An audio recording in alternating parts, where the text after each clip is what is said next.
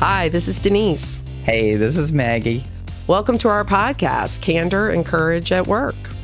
Denise and I have known each other for a long time, a couple of decades, HR pros, and we thought it might be helpful if we got together and shared some of the things that we've learned along the way. That's right, Maggie. Many struggle with being candid and being courageous, and we just want to use what we've learned to help you use those traits in your daily work life. Here's hoping that makes you more successful. And here we go. Well, Denise, we're back and going to continue the conversation today around candor for this episode. I want to loop back for just a minute, though, because when we last got together to begin building this foundational understanding of why you're so passionate about candor, you shared a story with us. I did. And I'm going to start off by saying, Mark, I apologize. I apologize for my rudeness. I really was rude. But Mark, you made me a better leader. So thank you. Thank you for that lesson.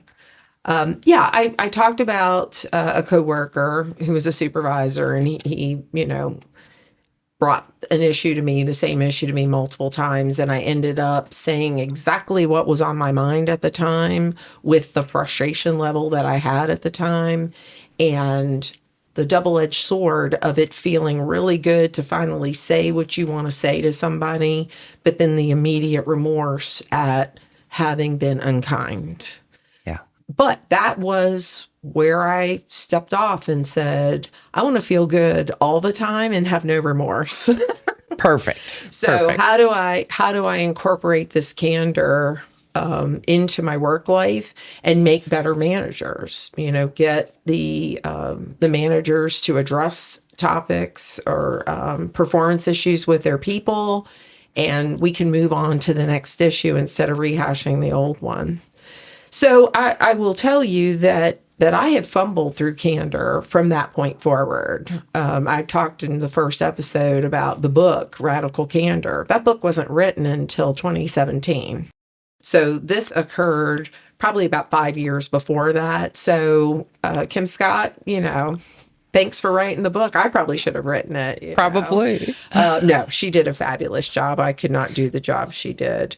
But so I went along and just became the person that I'm going to tell it like it is. And so I started using the phrase, let me be candid with you. Because what do we normally say when we're going to talk to people? Let me be what? Stumped me. Oh, Honest. Let me be honest with you. And that was the word that came out of my mouth. And I said, wait, I am always honest. Let me be candid with you. Fine distinction. Right. And that became my catchphrase. And so that became what I was known for at that particular organization.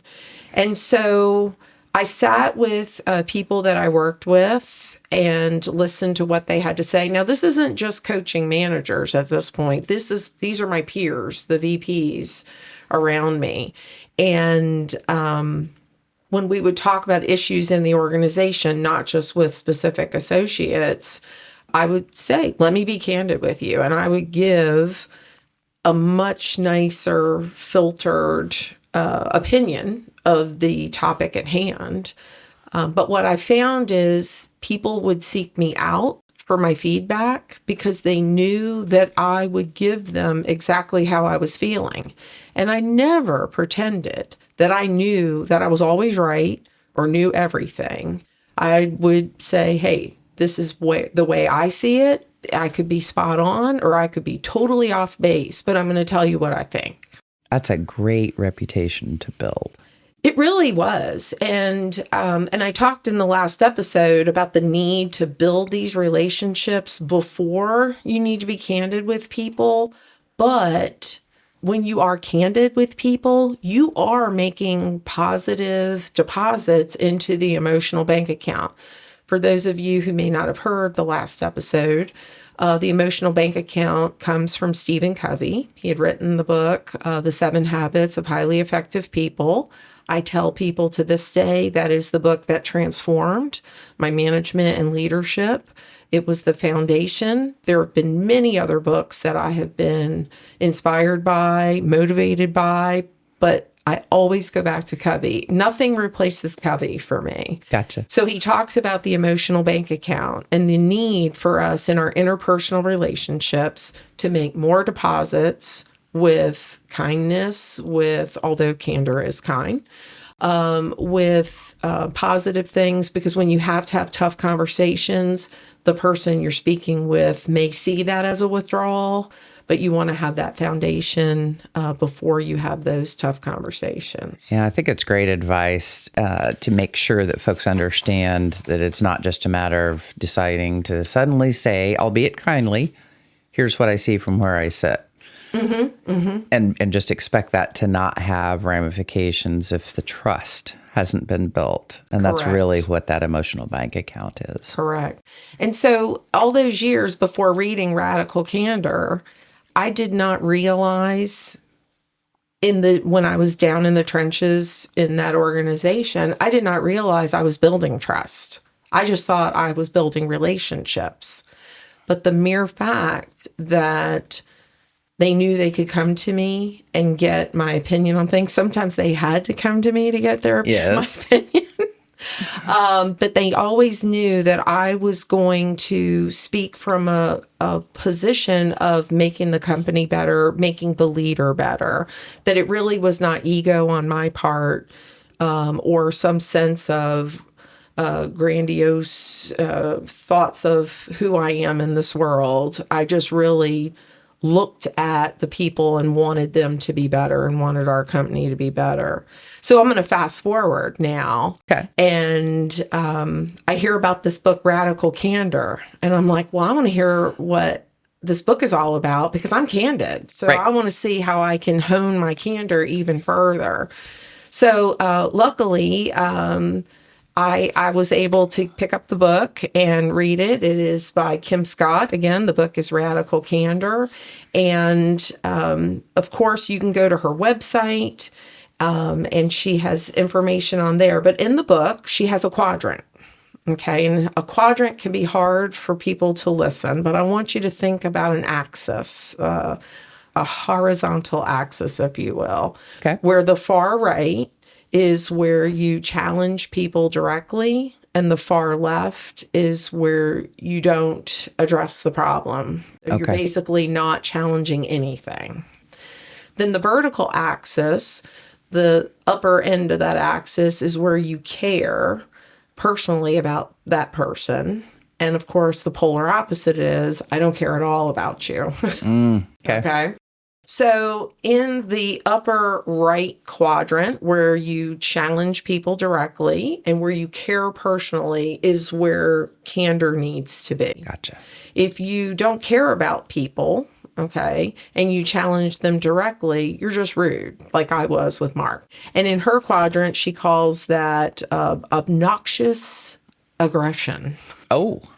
And I was like, wow, I just thought I was rude, but apparently I was obnoxiously aggressive. Not intending to be. So then when you care personally, though, when you really care about a person, but you don't challenge them directly, that's going to be the upper left-hand quadrant of this graphic. She calls that ruinous empathy. And again, she uses such great words for this that it was crystallized for me that you really don't care about somebody if your empathy is not helping them. Yep. So you think you're caring by not saying anything. You're just being ruinously empathetic. Which maybe some would call nice. Mm-hmm. So then the final quadrant, that would be the lower left-hand quadrant, where you don't care personally and you don't challenge people directly, okay? She called that quadrant manipulative insincerity. Holy cow, that is powerful. Right. And so what comes to your mind, perhaps, when you hear, I don't care about you and I'm not going to challenge you directly? I just thought, what an ineffective leader. Right, right. Yep, completely. But it's that I kind of took it as passive aggressive. That I don't care about you. As a matter of fact, I think I care that you fail. And I'm not going to challenge you because you make me look good. I'm not saying that's the way I think, by the way. Yeah. But that's Right. the way a person could think, Right. is that a passive aggressive person is that one that hands out these wonderful compliments, but in reality, it has that insincerity to it. Yes. So that's what made me think passive aggressive. But I almost think Ruinous Empathy can have a flavor of passive aggressive to it as well. You're right. I think in really thinking about how passive aggressive behavior manifests itself, I could see it in both those quadrants. That's why I stumbled on that. So anyway, that's the gist of the book. Of course, the book is called Radical Candor. And when you go on the website for Radical Candor, they talk about setting up a communication framework for specific and sincere praise and kind and clear criticism. So what I just read to you, Maggie, what words did you hear me say that you think leaders might struggle with? I think most people get hung up on the idea of being critical or criticism. Correct. Yeah, that's the one I thought of when I read that particular phrase. Some will hear the word and instantly stress out of, I'm being critical of somebody or I have to critique them. And that's not my goal here, And of course, her title, Radical Candor, I knew for me and the people that I work with that they hear the word criticism and radical, and that's automatically going to put people at a discomfort level where I'm not going to be able to get to move forward the mission of being candid with people. So what is it you're trying to achieve in practicing candor? So when I read the book and then thought about how people resist candor through fear, who are uncomfortable with criticism, I basically came back to the principles of what she said, but rather than breaking it into quadrants, let's just focus on that upper right quadrant.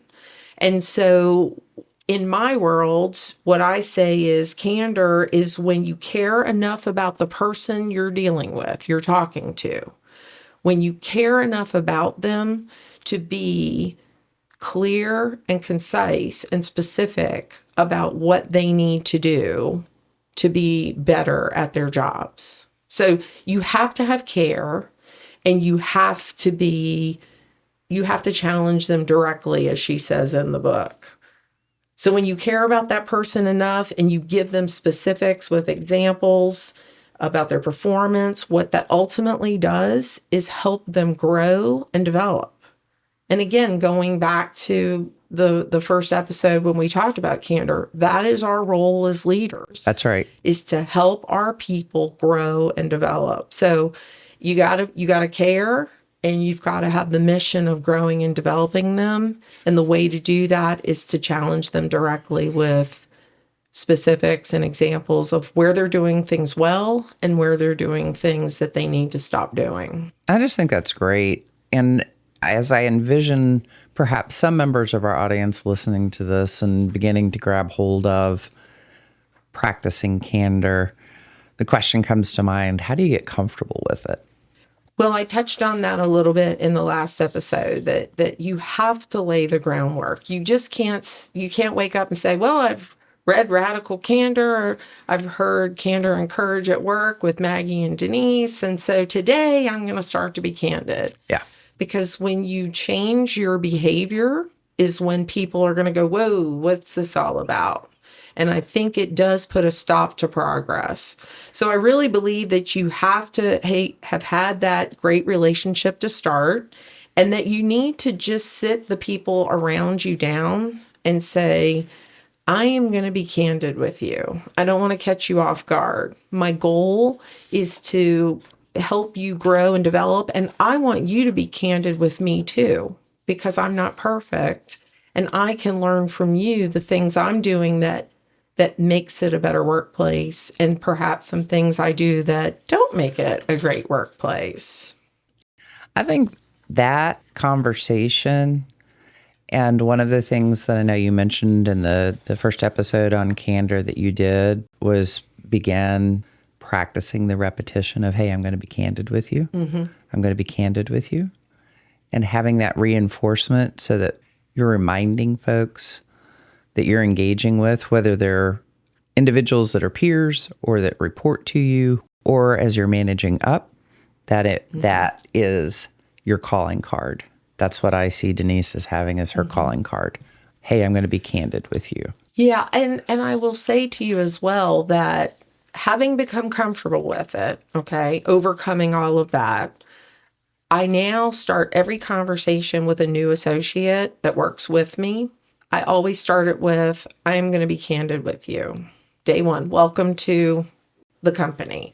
I'm going to be candid with you. I'm going to tell you when you're doing things well, and I'm going to tell you when you're not doing things well or ways you need to improve.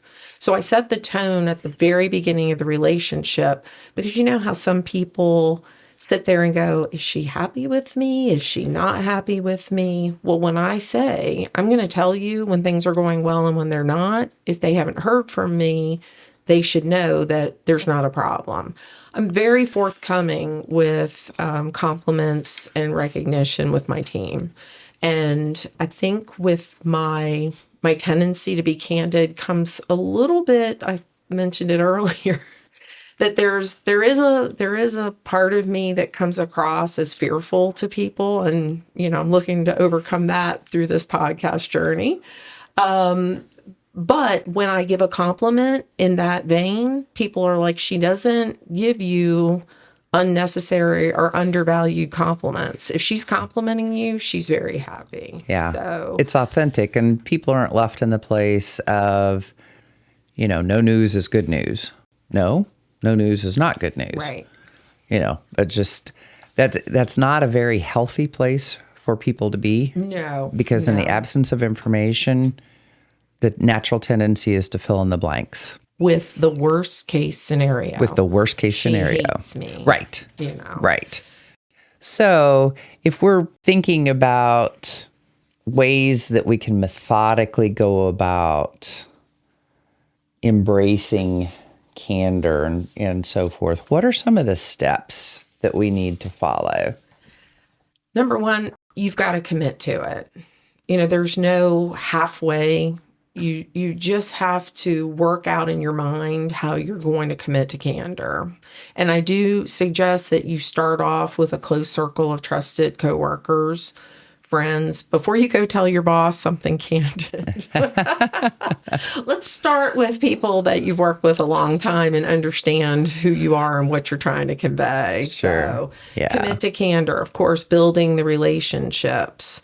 I would also say that, come with the mindset that your ultimate goal is to be kind. Candor is kind. You don't want to do like I did with Mark and be brutally honest. You want to come with good intentions. I also tell people that when you're talking to anybody in a situation, and candid feedback usually comes with a negative situation. So when you are dealing with people in a candid situation where you want to be clear that it's not a personal attack, that you are being kind. Yes. I always say, collect your facts or your observations, not assumptions, not what somebody else told you. Be able to speak from, I've observed this, or this is the email that I was copied on that you sent to so-and-so. I always like to explain the behavior to people, like why that's a problem, because I think sometimes they don't think beyond the situation to understand that it can have a larger impact on people. Then I like to ask them for their input on what I just said, and where they agree with me or disagree with me.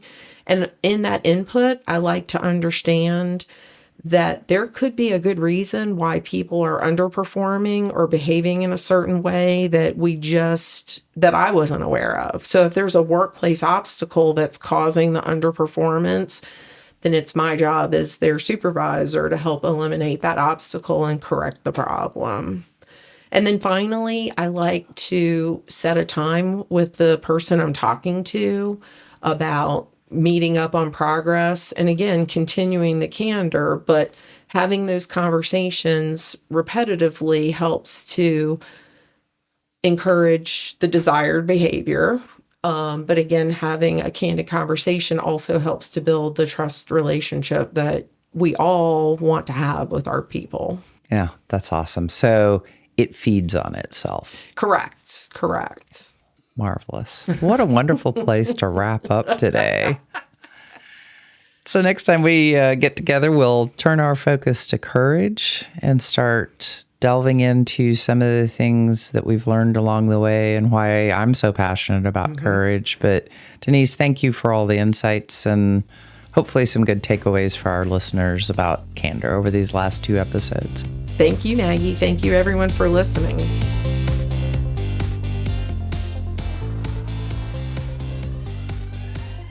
Thank you for joining us today for Candor and Courage at Work. We hope you found some inspiration and encouragement in today's episode.